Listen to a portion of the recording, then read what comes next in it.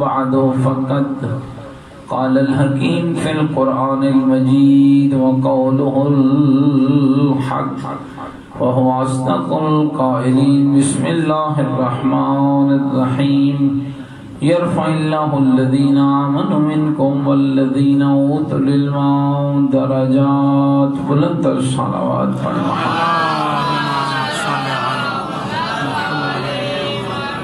نعرہ تکبیر صدقہ بالاحترام بزرگوں عزیز و دوستوں،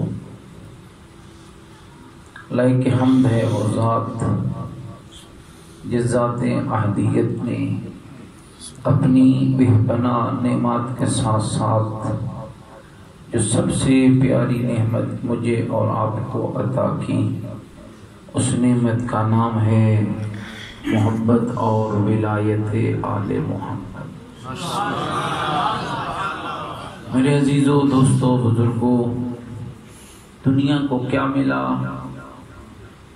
کسی کی کتنے رہبر، کسی کے کتنے پیشوا، مجھے اس سے کوئی بحث نہیں ہے۔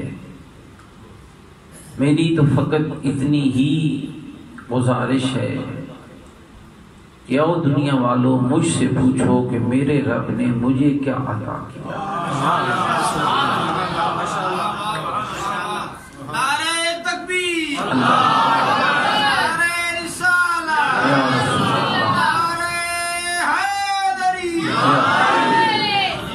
علی ولی سے لے کر مہدی دوران تک رب نے مجھے وہ 12 ہادی دیے جن 12 کے نام تو الگ ہیں، لیکن کمال یہ ہے کہ 12 کے 12 کا کردار ایک ہے۔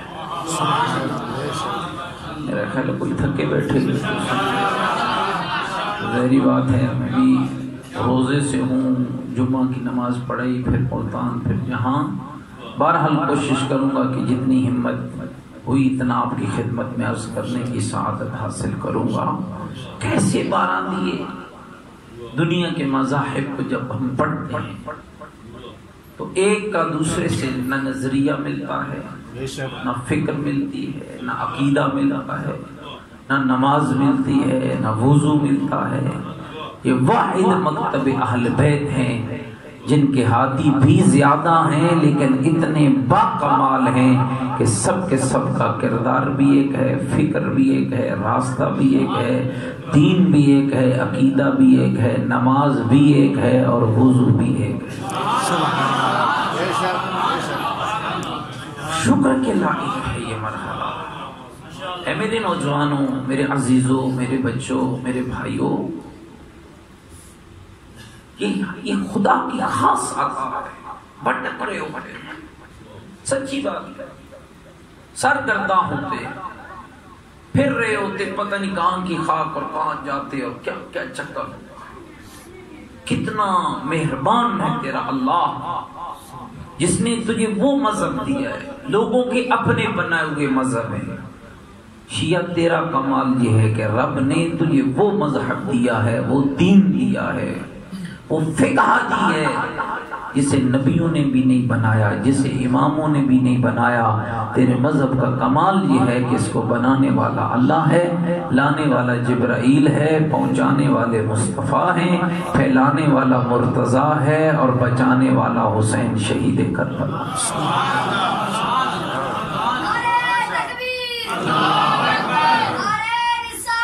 یا رسول اللہ۔ اور پھر میں کہا کرتا ہوں کہ اس وقت آپ بہت آسانی میں ہیں، آپ کی وہ مشکل نہیں ہے، آپ نے وہ مشکل کاٹی بھی نہیں ہے، آپ کو وہ مشکل ملی بھی نہیں، اور اللہ نہ کرے کہ آئندہ ملے۔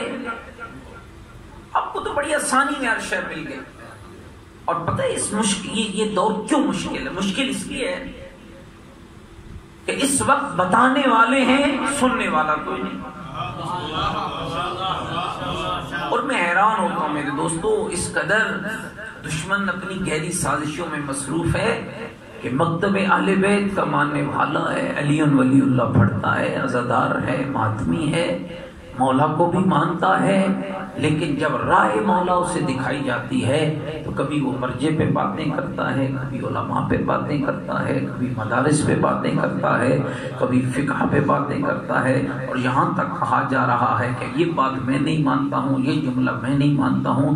بھائی تجھے کس نے کہا ہے کہ تو منوانا تو مصطفیٰ کی ذمہ داری نہیں تھی، میں اور کوئی اور کیا ہوتا ہے جو تجھے منوائیں گے؟ ہماری ذمہ داری بھی فقط رب نے اتنی لگائی ہے، پہنچا دو، جو مان لے گا حق کو وہ حق والا بن جائے گا، جو نہیں مانے گا اس کی اپنی کیا مرضی ہے۔ اور میرے دوستوں یاد رکھنا، میں پھر کہہ رہا ہوں، آپ کی کوئی مشکل نہیں، ٹھنڈی چھاؤں میں بیٹھ کر دین ملا ہے، کھانا کھا کر نعرہ لگانا کیا کمال ہے، لنگر کھا کر ایک بار نہیں 4 بار کھا لو، کوئی روکنے والا نہیں ہے۔ اس صحبا میں بیٹھ کر، پنکھوں کے نیچے بیٹھ کر بہت کام کر لیا، جناب تھکے ہوئے تھے تو مجلس سننا اور ہے، مجلس بچانا اور ہے۔ ان لوگوں کو دیکھ جنہوں نے مجلس حسین ابن علی کو بچایا۔ کوئی ناراض نہیں تھا بیٹھا؟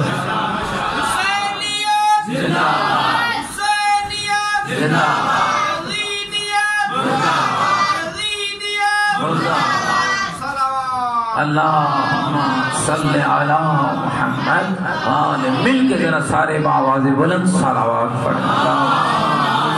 صلی علی محمد وآل محمد۔ کوئی میری گل سمجھ آ رہی ہے؟ کیا کمال ہے ان لوگوں کا، کتنا خرچ کیا۔ امیر المومنین سے بات کو آپ شروع کر لیجیے، کتنا کام کیا علی حیدر کرار نے دین خدا کے لیے، کتنی مشکلات ہیں جو علی حیدر کرار نے برداشت کی۔ یہ تھوڑی مشکل نہیں ہے کہ علی جیسا بہادر ہو، فاتح احد، فاتح بدر، فاتح حنین، فاتح خیبر ہو، جس کے لیے اللہ کا رسول قصیدہ پڑھے، کبھی فرمائے برز الایمان کلو الی الکفر کلہ، کبھی فرمائے ضربت علی یوم الخندق افضل من عبادت الثقلین، کبھی غیب کی آواز ہے لا فتح الا علی لا سیف الا ذوالفقار، کبھی رسول اکرم فرمائے لأوتین رایۃ غدا رجلا کرارا غیر فرار یحبہ اللہ ورسولہ یحب اللہ ورسولہ، اور کبھی رسول اکرم ان کے لیے فرمائے انا مدینۃ الحکمت وعلی بابھا، کبھی فرمائے انا مدینۃ العلم وعلی بابھا، جس کی عزت اور عظمت کے لیے اتنا کافی ہو کہ جس کے گھر میں اللہ کا قرآن اترا ہو، جس کو رب نے 11 امام بیٹے عطا فرمائے ہوں، جس کو زہرا جیسی زوجہ نصیب ہوئی ہو، جس ہستی کا کمال یہ ہو کہ اس کی ولادت بیت اللہ میں ہو، شہادت مسجد کوفہ میں ہو۔ یہ کوئی تھوڑی فضیلت، تھوڑا غور کرنا کتنی فضیلت ہے۔ اور اس علی کی مظلومیت کی انتہا نہ تھی کہ وہ علی سلام کرتا تو لوگ جواب، مشکل ہے 23 سال جو حقدار تھا اس پر، جس نے دنیا کو یہ باور کرایا اور سمجھایا ممبر کا وارث کوئی اور نہیں، میں علی ابن ابی طالب ہوں۔ اور لوگوں سنو، ساری زندگی جس کو مرضی چاہو، ہم کسی کو روکنے والے نہیں ہیں، لیکن مجھے بتاؤ وہ کون تھا جو ممبر پہ بیٹھ کے کہہ رہا تھا سلونی سلونی قبل ان تفقدونی انی عالم طرق السماوات من طرق الارض، پوچھو پوچھو قبل اس کے کہ میں علی تم سے جدا ہو جاؤں، خیال کر کے پوچھنا علی زمین کے راستوں سے آسمان کے راستے بہتر جانتے۔ کوئی ایک مجھے بتاؤ کائنات میں ایسا ملا، کوئی زمانے کو ایسا ملا کہ جس کے بارے میں دشمن اپنے دربار میں اس کے صحابی کو بلا کے کہہ رہا ہو، بتاؤ کہ تو نے ابو الحسن کو کیف وجدت ابو الحسن، تو نے ابو الحسن کو کیسے پایا ہے؟ اور وہ کہہ رہا ہو اے حاکم وقت، میں نے علی حیدر کرار کو اس حالت میں پایا ہے کہ عبادت میں دیکھا تو علی جیسا عابد کوئی نہیں ہے، علم میں دیکھا تو علی جیسا عالم کوئی نہیں ہے، شجاعت میں دیکھا تو علی جیسا بہادر کوئی نہیں ہے۔ کہتے ہیں میں تجھے کیا سناؤں، کائنات کی ہر بہترین صفت اگر کسی میں اکٹھی دیکھنا چاہتا ہے تو اس کا نام علی حیدر کرار ہے۔ سبحان اللہ، سبحان اللہ، نعرہ تکبیر، نعرہ رسالت، نعرہ حیدری۔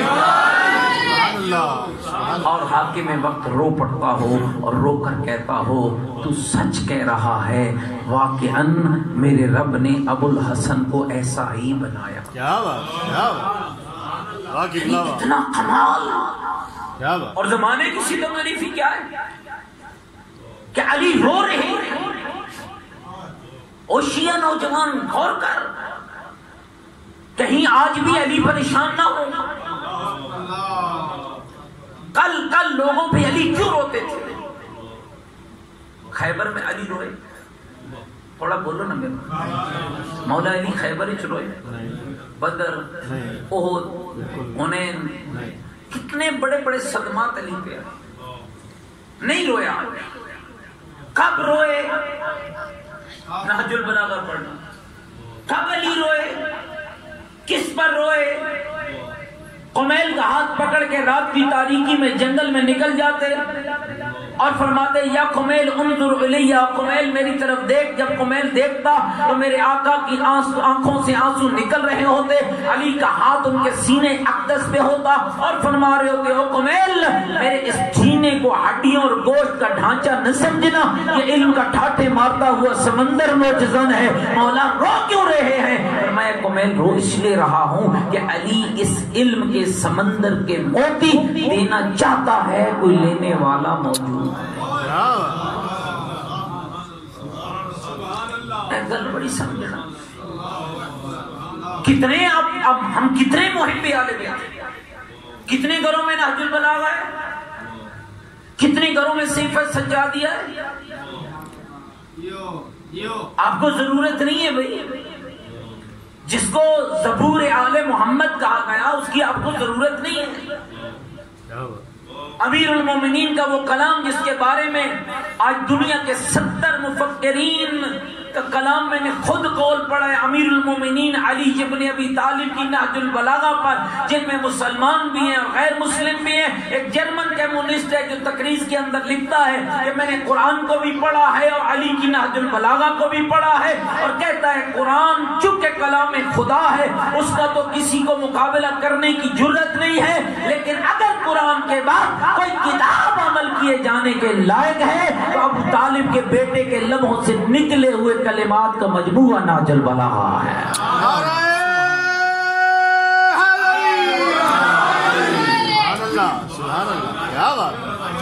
آپ جانتے ہیں ابن ابی الحدید معتزلی کو جانتے ہیں؟ شیعہ نہیں ہے. ابن ابی الحدید معتزلی شیعہ نہیں ہے.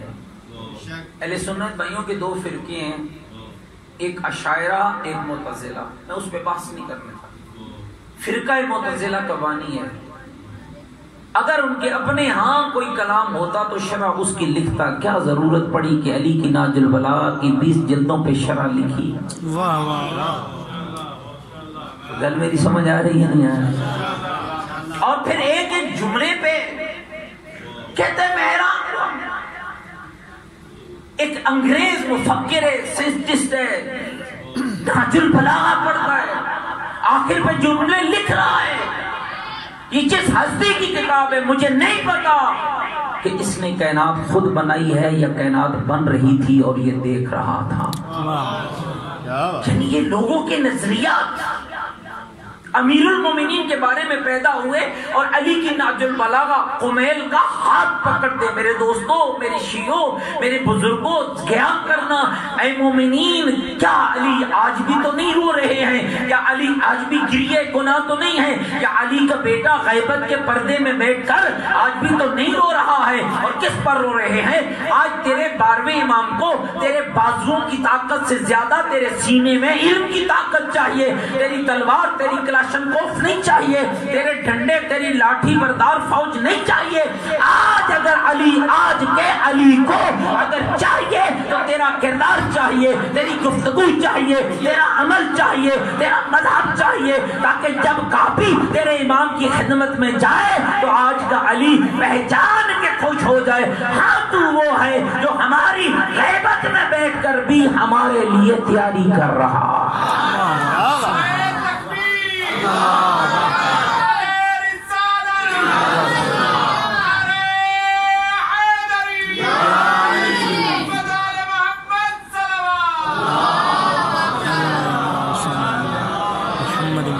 مل کے ذرا صلوات پڑھیں نا محمد و آل محمد. اللہم صلی علی محمد کوئی گل میری سمجھ آ رہی ہے؟ ماشاءاللہ بہت خوب قبلہ کا بہت خوب. کوئی ایسا میرے بھائی سنو ایسا گل ہی چلے لوگاں دی ایسا پاگل لوگاں دی گفتگو ہے. اور جناب میرا دل یہ چاہتا ہے تو میں کروں گا. وہ شخص لائق عزت نہیں ہے کہ جو دل کی مان کے علی کو مانے. لائق عزت وہ ہے جو دل کو ویسا بنا دے جیسا علی چاہتا ہے. قبلہ کیا بات. دل کو محتاج علی بنانا, ماشاءاللہ دل میں علی کو لانا. کیا سمجھتے ہو بھائی؟ یہ دل کئی محبتوں کو اکٹھا کر سکتا ہے. ایسا ممکن ہے بھائی؟ کیوں رسول اکرم نے فرمایا تھا حب علی یعقل الذنوب کما تاکل النار الحطب, کہ علی کی محبت گناہوں کو ایسے کھاتی ہے جیسے آگ خشک لکڑی کو جلا کر راکھ بنا دیتی ہے. کبھی اس کا معنی بھی جناب نے سمجھا کہ اس کا معنی کیا ہے؟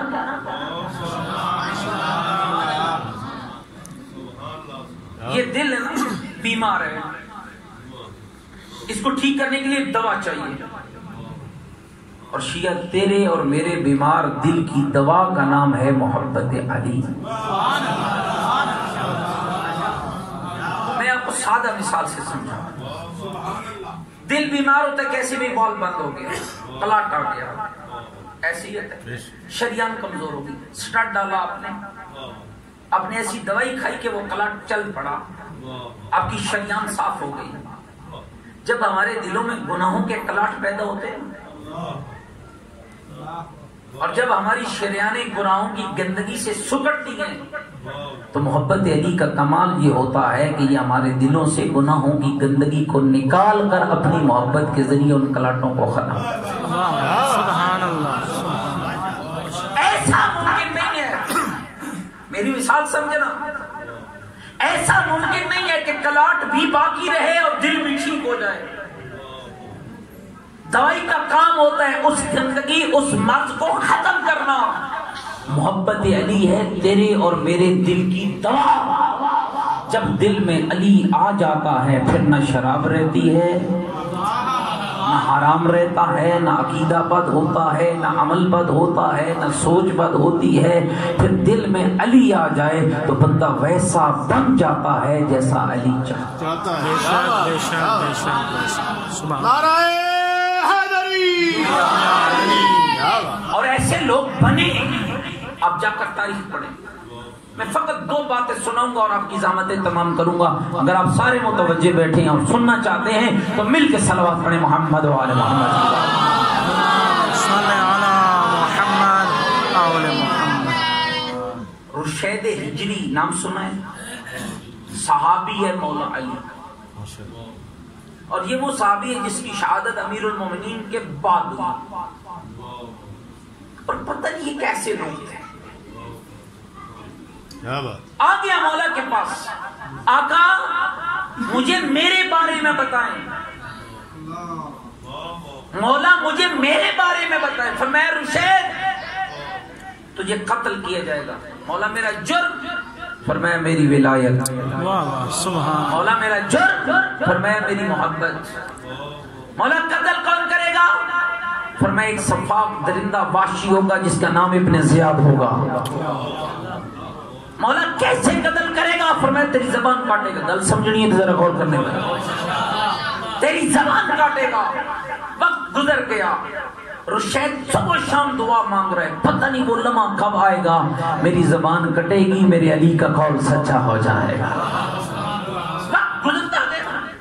آگے اپنے زیاد کا دربار اور چھٹ کے اپنے زیاد کا دربار اور آگے اس کی بادشاہ کا وہ خلیص زمانہ کہ جب حضرت رشید کو رسیوں میں جکڑ کے لایا جاتا ہے, اور روایات بیان کرتی ہیں کہ جب رسیوں میں جکڑ کے لایا گیا اور ابن زیاد ایک ایک محب علی کو چن کے قتل کر رہا تھا, اور اسی زمانے کے اندر اور اسی ماحول کے اندر حضرت رشید ہجری بھی لائے گئے. اور جب رسیوں میں جکڑا ہوا سامنے آیا تو کہنے لگا رشید جانتا ہے میں تجھے کس جرم میں دربار میں لایا ہے؟ میں نے تجھے, کہنے لگا یہ بھی جانتا ہوں کہ میرا جرم کیا ہے, یہ بھی جانتا ہوں کہ میری سزا کیا ہے, یہ بھی جانتا ہوں کہ دینے والا کون ہے.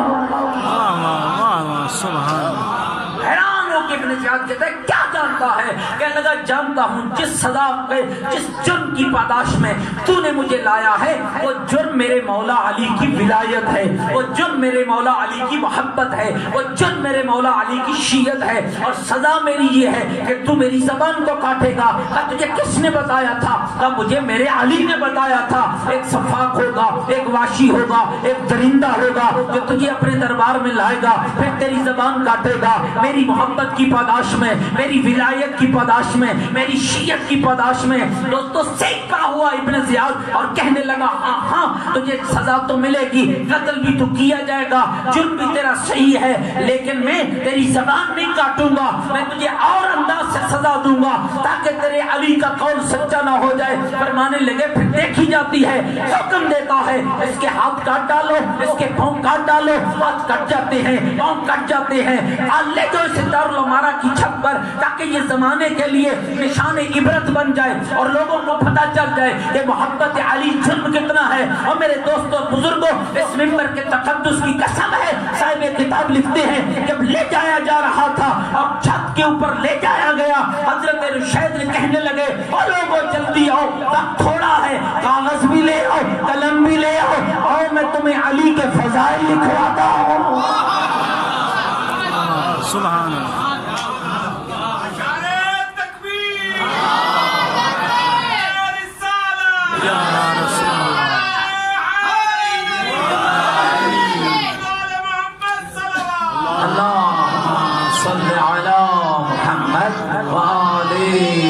گھبرائے چنی بیٹھے بھائی میری پڑھ رہا ہے فضائل، آپ خود اندازہ کیجئے نا اس ممبر پہ بیٹھ کے فضائل پڑھنا کیا کمال ہے، آج کٹوا کے فضائل پڑھنا کیا کمال ہے، پاؤں کٹے ہوئے ہیں، خون بہ رہا ہے، موت قریب آ رہی ہے، فضائل علی پڑھ رہا ہے، وقت گزرتا چلا گیا، پتہ نہیں گھنٹہ گزرا یا 2 گھنٹے گزرے، سپاہیوں نے جا کر ابن زیاد کو کہا تو تو محل میں بیٹھا ہوا ہے، وہ دارالعمارہ کی چھت پر علی کے فضائل پڑھ رہا ہے، اگر یوں ہی پڑھتا چلا گیا شام تک لوگ تیرے ہاتھ سے نکل جائیں گے، مجمع باغی ہو جائے گا۔ کہنے لگا جلدی کرو، اس کی زبان کو کاٹ ڈالو، اس کی زبان کو کاٹ ڈالو، اس کی زبان کو کاٹ ڈالو۔ ادھر سپاہی چلا، ادھر ابن زیاد چلا، ادھر رشید ہجلی نے کہا ٹھہرو کیا کرنے آئے ہو؟ کہ تیری زبان کاٹنی ہے۔ کس نے کہا ہے؟ کہا بادشاہ نے کہا ہے۔ کہا پہلے مجھے تمہارے بادشاہ سے بات کرنی ہے، کیا بات کرنا چاہتے ہو؟ کہا ابن زیاد اب بتا سچا تو ہے یا میرا علی ہے؟ واہ واہ واہ سبحان اللہ۔ نعرہ حیدری۔ اب اندازہ لگائیے میری اور آپ کی شیعت کا معیار کیا ہے اور رشید ہجری کی شیعت کا معیار کیا ہے؟ کیا بات؟ نماز کی باری آتی ہے اور صحیح پڑھ لیں گے، زکوٰۃ کی بات آتی ہے اور صحیح ہو جائے گا، 10 بار دھکے دیے، اے مولوی جی والا آونا، اے مولوی جی پھر آونا، مانتا کس کو ہے؟ آؤ میرے بھائیو ہم سب چلو، پارٹیاں جیسی بھی ہوں جس طرح بھی چلے جاؤ، ولایت علی تو ایک ایسا پاکیزہ عقیدہ ہے نا جس پر آپ سب کا اتفاق ہے، جتنے محب علی ہے۔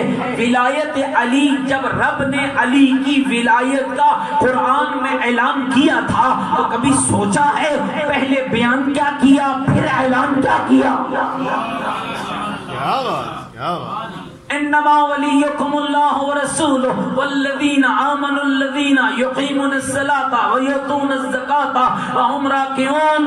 اور لوگوں تمہارا ولی اللہ ہے، خالی اللہ نہیں اس کا رسول ہے، خالی اس کا رسول نہیں، ایک وہ بھی ولی ہے جو ایمان صاحب ایمان بھی ہے، جو نماز بھی پڑھتا ہے، جو زکوٰۃ بھی دیتا ہے۔ میرے اللہ یہ تو کام بہت سارے لوگ کرتے ہیں، فرمایا اوروں کا زکوٰۃ دینا اور ہے، ابو طالب کے بیٹے کا زکوٰۃ دینا اور ہے، جو تمہارا ولی ہے وہ زکوٰۃ دیتا ہے جب حالت نماز میں ہوتا ہے۔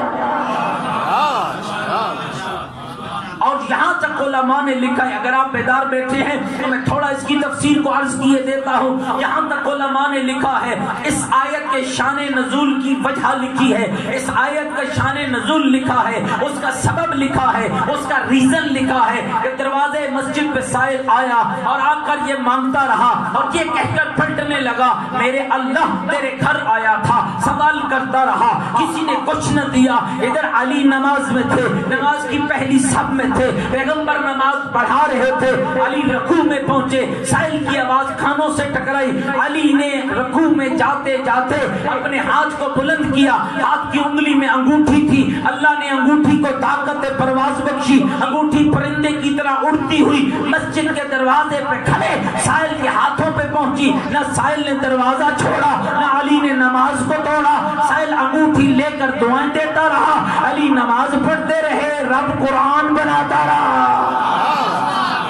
سبحان اللہ، اللہ اکبر، یا رسول اللہ، یا علی، اللہم صلی علی محمد و آلہ.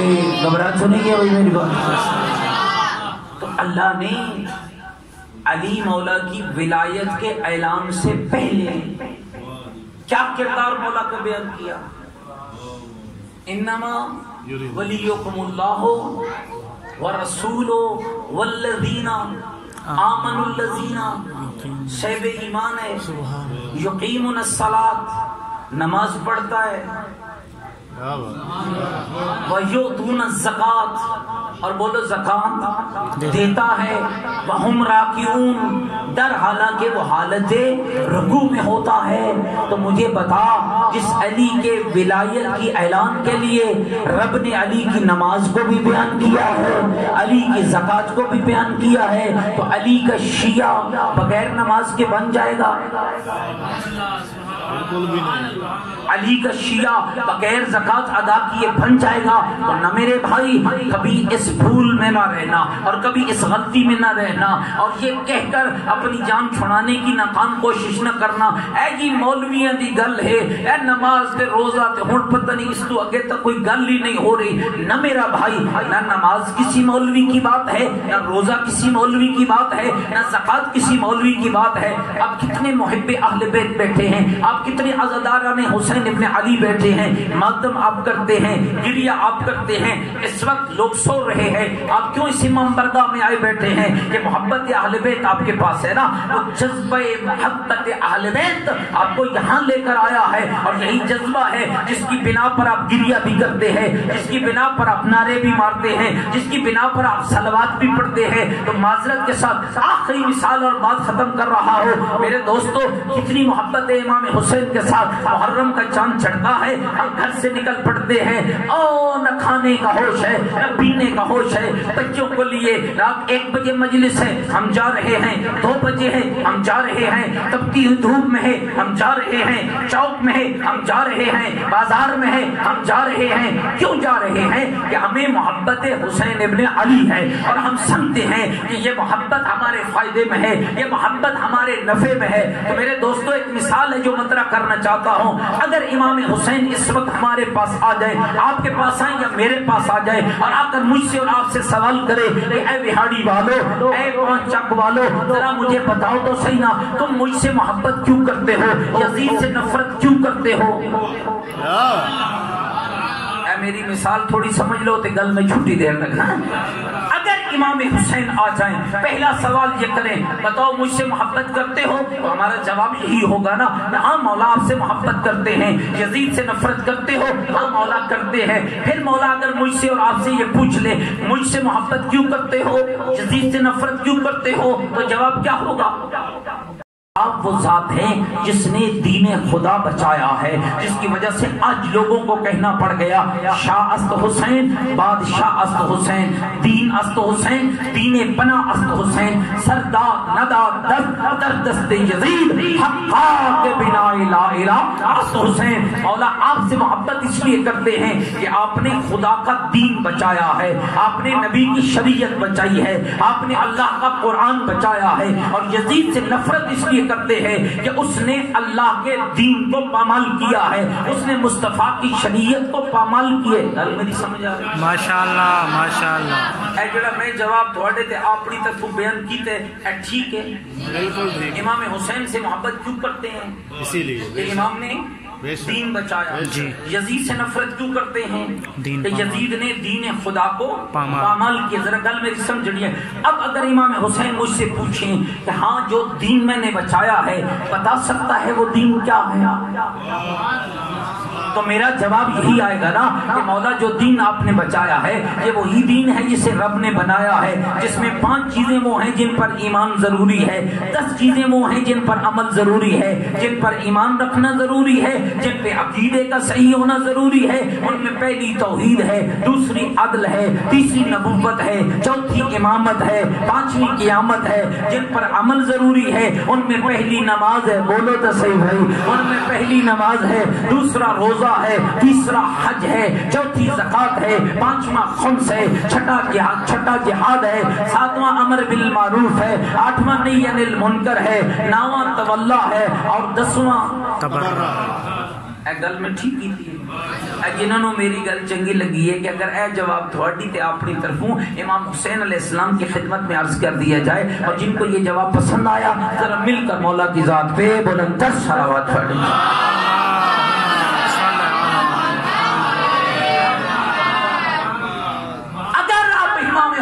پوچھ لیں کیا ان 10 فروعات میں سے تیرے گھر میں بھی کوئی ہے؟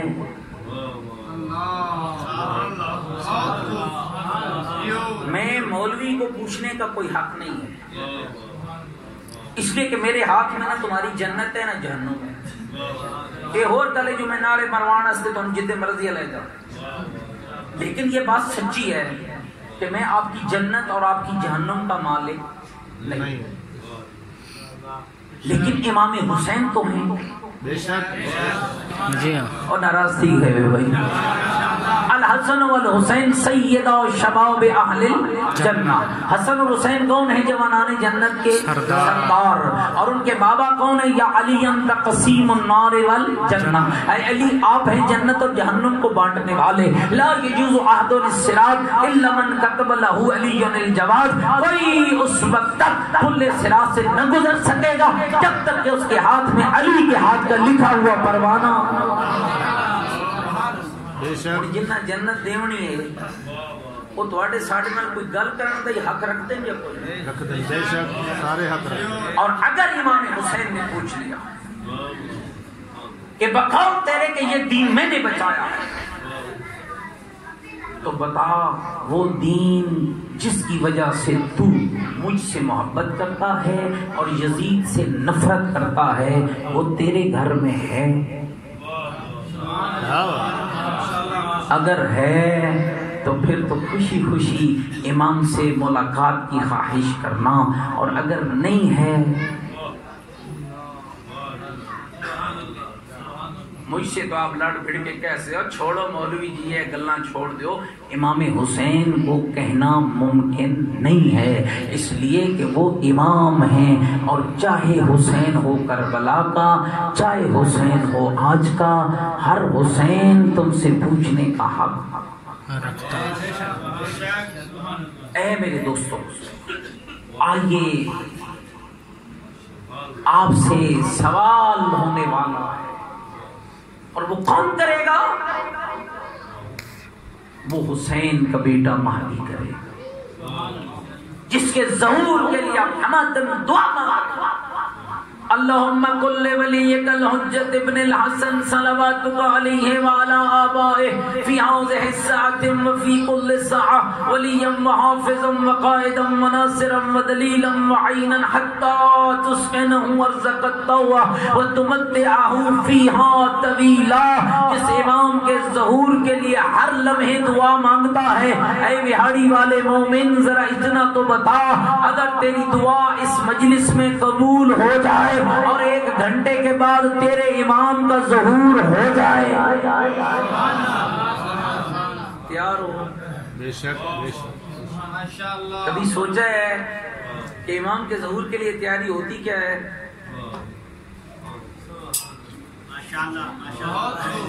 اگر آپ کے امام بہاڑی آ جائیں اپنے گھر لے جاؤ گے امام کو؟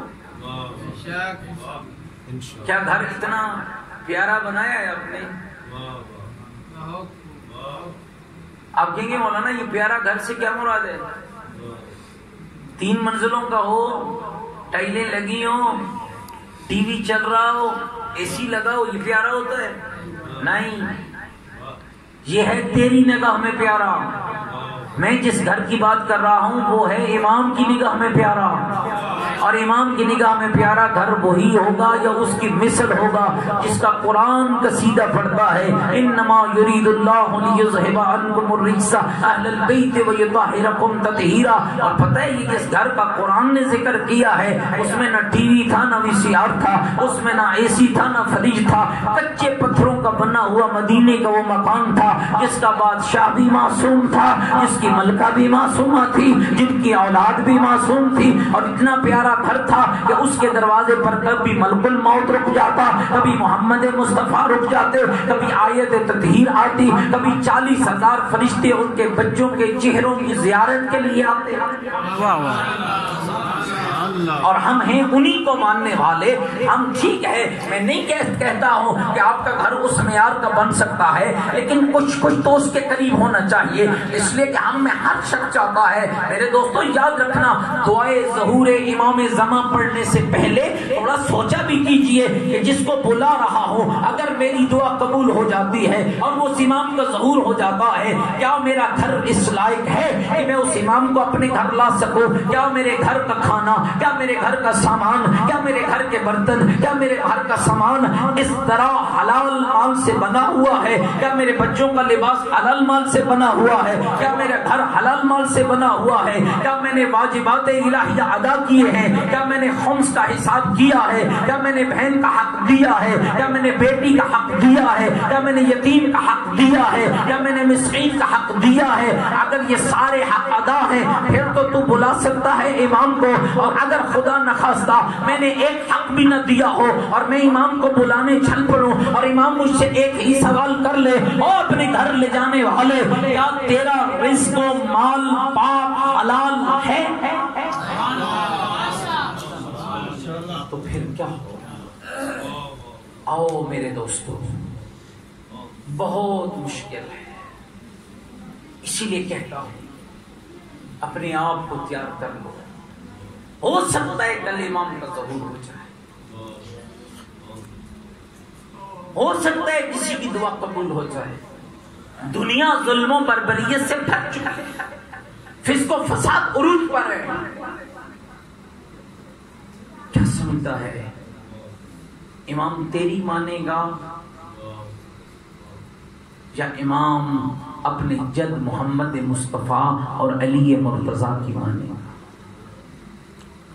میرے دوستو آپ حیران ہوں گے، جب دین کہ ہم مخالفت کرتے ہیں، ہم سے مراد محب اہل بیت، اوروں کی بات میں نہیں کر رہا، جب ہم مخالفت کرتے ہیں، کیا آپ کا عقیدہ نہیں ہے کہ ہمارے اعمال کی کاپیاں ہمارے امام کے حضور جاتی ہیں؟ بولو جاتی ہیں۔ جی۔ اور جب میری کاپی کھلی اور اس میں ہفتے کی ایک نماز نہ تھی، کسی مومنہ کی کاپی کھلی تو سر پہ چادر نہ تھی، کسی جوان کی کاپی کھلی تو دنیا کی لغویات اور بے حیائیوں میں ملوث پایا گیا، کیا سمجھتے ہو تیرا امام خوش ہوتا ہے؟ علماء بیان کرتے ہیں روتا ہے فرزند زہرا، اور رو کر فرماتے ہیں او ہمارے شیعہ، ہمارے زخم تھوڑے تو نہ تھے کہ تو نے بدعملی کے زخموں میں ہمیں اور رلا دیا ہے۔ نہ میرے بھائی، پردے میں آئی ہوئی میری ماں بہن اور بیٹی، اے میرے جوان عزیز، کوئی کام ایسا نہ کرنا جو زہرا کے بیٹے کے رونے میں اضافے کا سبب ہو جائے۔ تمہیں کیا پتا کہ میرا امام کس کس غم کو یاد کر کے روتا ہے؟ اپنے نانا مصطفیٰ کے دکھوں سے لے کر اپنے بابا حسن عسکری کے دکھوں تک کوئی موسم ایسا بتاؤ جس موسم نے آل محمد کے گھر کو خوش رہنے دیا۔ آج 10 ماہ رمضان گزری ہے، آج کائنات کی ایک عظیم بی بی کا یوم وفات ہے۔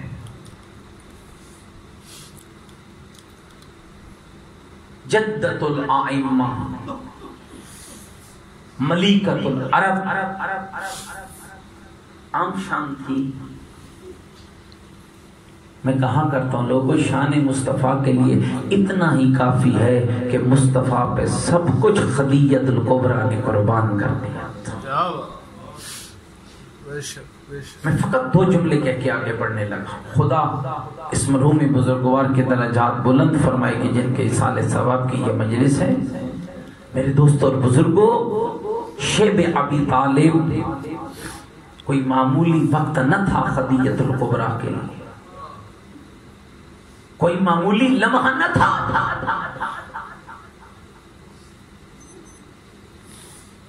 ملیکۃ العرب بی بی نے جب رسول اکرم کو اپنی وفات کے قریب کے ایام میں بلا کے عرض کی، یا رسول اللہ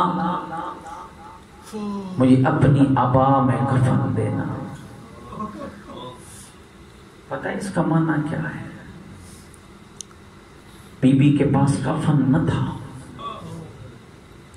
سب کچھ رسول اللہ پہ قربان کر دیا، لیکن ایک جملہ عزادارو بی بی نے ایسا کہا نا جو انسان کو خون رونے پہ مجبور کرتا ہے۔ وہ جملہ کیا تھا؟ یا رسول اللہ میرے بعد میری زہرا نہ روئے۔ ملیکۃ العرب کی بیٹی، یا رسول اللہ میرے بعد میری زہرا نہ روئے۔ جب تک رسول اکرم زندہ رہے زہرا کو ماں بن کے بھی پالا اور بابا بن کے بھی پالا، اور یہی وجہ ہے جب سیدہ کی شادی علی حیدر کرار کے ساتھ ہو رہی تھی نا تو پیغمبر نے خدیجۃ الکبریٰ کی اس وصیت کو اس انداز میں دہرایا، یا علی میری زہرا نہ روئے، کبھی نہ روئے۔ لیکن میں کہا کرتا ہوں یا رسول اللہ ابھی تیرا کفن میلا نہ ہوا تھا، تیری زہرا ایسے روئی ہے کہ پھر جتنے مہینے زندہ رہی روتی ہی رہ گئی۔ یہی وجہ عزادارو جب علی جیسے امام نے سیدہ کو قبر کی لحد کے حوالے کیا نا، علی جیسے مظلوم نے قریب جا کے ایک جملہ کہا، زہرا بابا سے میری شکایت نہ کرنا، میں تیرے بابا کی امانت کا خیال نہیں رکھ سکا۔ یہی وجہ عزادارو وہ بی بی اور جس کے دروازے پہ ملک الموت رک جاتا تھا، اور جس کے دروازے پہ نبیوں کا سلطان اور 6 مہینے تک کھڑے ہو کے فرماتے تھے السلام علیکم یا اہل بیت النبوہ، اور وہ دروازہ جس پہ ملائکہ رکتے تھے ابھی رسول کا کفن میلا نہ ہوا کہ اسی دروازے پہ کسی نے آگ لگائی، کسی نے آگ لگائی۔ ایران کا ایک روزہ خان ہے عزادارو جو کہتا ہے میں مجلس پڑھ رہا تھا اور میرے دوران مجلس یہ جملہ پڑھا کہ رسول کی بیٹی کی پہلو کی ہڈیاں ٹوٹ گئی، رسول کی بیٹی کی پسلیاں ٹوٹ گئی۔ کہا بہت گریا ہوا، بہت گریا ہوا، لیکن کہا جب مجلس ختم ہوئی ہر کوئی گھروں کو چلا، میں بھی ممبر سے اترا اور گھر جانے کا ارادہ کیا۔ کہا میں نے دیکھا ایک جوان ہے جو ابھی بھی بیٹھا رو رہا ہے۔ فرماتے میں اس کے قریب گیا، میں نے کہا جوان بتا تجھے کیا ہو گیا ہے، تو کیوں رو رہا ہے، تجھے سیدہ کی کس مصیبت نے زیادہ رنجیدہ کیا ہے؟ کہتا ہے حضور مجھے یہ بتاؤ کیا واقعاً زہرا کی پسلیاں ٹوٹی تھی، کیا سیدہ کے پہلو کی ہڈیاں ٹوٹی تھی؟ کہنے لگا میں نے کہا ہاں، روایات تو ایسا ہی بیان کرتی ہے۔ کہا وہ چیخا اور چیخ کے کہنے لگا میں ہڈیوں کا ڈاکٹر ہوں اور مجھے پتا ہے اور جب کسی کے جسم کی ہڈی ٹوٹے اسے کتنا اللہ نہ کرے وہ ہڈی پسلی کی ٹوٹ جائے. کہاں ہر آتی ہوئی سانس میں بھی درد ہوتا ہے, ہر جاتی ہوئی سانس میں بھی درد ہوتا ہے. یہی وجہ ہے عزادارو 18 سال عالم شباب ہے, این عالم شباب ہے, لیکن اتنی دکھی تھی نا محمد کی بیٹی, یہ کہنے لگی یا علی مجھے سہارا دو, یا علی میں نے بابا کی قبر پہ جانا ہے. اور جو مدینے کے زہار بیٹھے ہو, کتنے دور ہے بی بی کے گھر سے بابا کی قبر, 5 یا 10 قدموں سے زیادہ کا فاصلہ تو نہیں ہے, لیکن علی نے سہارا دیا, سر پہ چادر کو اڑایا, اور جب حسنین کی اماں بابا کی قبر پہ آئی اپنے آپ کو گرایا اور گرا کے کہا بابا اٹھ دیکھ بیٹی اجڑ گئی ہے, بابا میرا محسن مارا گیا, بابا میرا گھر لٹ گیا. وہ دونوں ہے میری آقا زادی نے پڑھے, ایک نوحہ پڑھا صبت علی مصائب اللہ صبت العیام سرنا لیالیا. او بابا تیری زہرا پہ وہ مصیبتیں آئی, اگر روشن دنوں پہ آتی تاریک راتوں میں بدل جاتے. اور اگلا نوحہ سن پاؤ گیا زدارو, بی بی نے پڑھا جب تمہارے ہاں کوئی مستور بی بی کسی مرض میں مبتلا ہو جائے اور ڈاکٹر کہے اس کے بچنے کی امید نہیں ہے, اور اس کے چھوٹے چھوٹے بچے ہو, وہ ماں صبح و شام دعا مانگتی ہے میرے اللہ ابھی موت نہ دینا, ابھی میرے بچے چھوٹے ہیں. مجھے نہیں پتا حسنین کی اماں کا دکھ کیا تھا, اور جس کی چھوٹی سی زینب ہے اور جس کے چھوٹے چھوٹے حسنین ہیں, بی بی رو رو کر کہہ رہی ہے اللہم عجل لی وفاتی, میرے اللہ مجھے جلدی موت دے, اور مجھے زندہ نہیں رہنا, اور میرے اللہ مجھے موت دے. انا للہ وانا الیہ راجعون. الا لعنت اللہ علی القوم الظالمین. سیعلم الذین ظلموا ای منقلب ینقلبون.